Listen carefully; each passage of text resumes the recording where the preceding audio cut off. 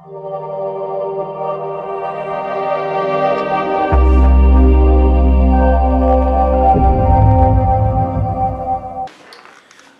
I'm Forrest. I'm Tom.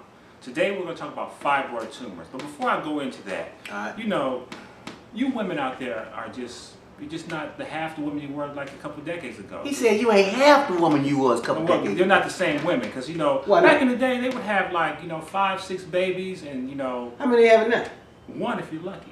One. And usually they shut down the factory because, you know, they got fibroid tumors, and then, and then you know, the doctor is you know, giving them what's it called? Poison. Giving them a thing where they birth control? No, not birth control. What's they cut it out. They doing a C-section? No, not C-section. What? You know, not the vasectomy. No, when they give me the tiny tubes? Yeah, not tiny tubes. You get me all confused now. What's it called? What's it called? What is it called when women have something when they have to take their uterus out? Oh, vasectomy? No, that's the man. Oh. See, we'll move on. See, I was trying to lead him to get something, but he obviously don't know anything, so you got. Well, I don't know about the female anatomy like that. But when you have fibroid tumors, the first thing they want to do is take your uterus out because it's affected. It's affected. And it's painful. Your fibroid tumors can be anywhere from the size of menopause? No, not menopause. Either they can be the size of a grape, they can be the size of a lemon or a grapefruit, and it's very painful. And hysterectomy. Thank you for the guy in the back that knows health. Hysterectomy. See, I don't know what they're taking out of the women nowadays. Dealing with this cat right here, it just distracts me. Well, so you blaming me? I couldn't remember. I couldn't remember hysterectomy. I remember hysterectomy. I can't even say it now. I'm sitting next to you.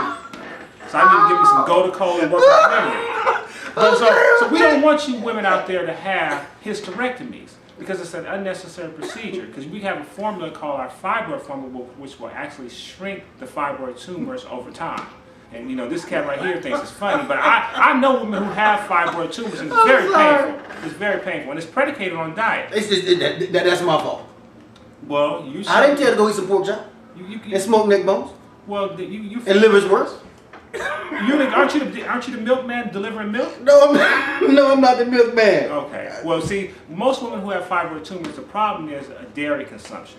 And what happens is your body has all this waste in it, has nowhere to put it. So the body goes like electricity, it goes to the path of least resistance. So it finds some place to hang this waste, and usually hangs it in the uterus or as fibroid tumors. So this can be shrunk over time. So what you want to do is take our fibroid formula, and it will reduce this. Now it's not going to be reduced overnight, because obviously these fibroid tumors have been growing for they didn't grow 10 years based on your diet. So you got to take it religiously, maybe 3 to 6 months, and you'll start to see a noticeable difference. Right. And don't necessarily run right to the doctor and get a hysterectomy, because you never know. You might meet somebody like me. In other words, don't go under the knife. Don't get under the knife just because somebody's telling you, well, we're going to take out this part of your body because you know what is best for you. And then you'll be taking, you'll be taking artificial hormones. Pharmaceuticals. You're taking Premarin, which is basically pregnant mare urine. Pre-mare in. Pregnant mare urine. So you're gonna be taking a supplement, a hormone supplement from a pregnant horse, because you can't produce your own hormones now. And then your mood swings are all off. We don't want you to do all that stuff. Why are you cussing out your man every day, all day? Because you toe up. So, and don't shut down the baby factory, because I'm still looking to have some. So, procreational sex, we're always promoting that.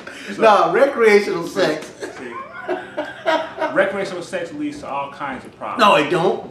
If you're clean and you're vegan. Oh yeah, well if you're vegan. Don't forget to get our fibroid formula. Fibroid formula. Thanks for listening.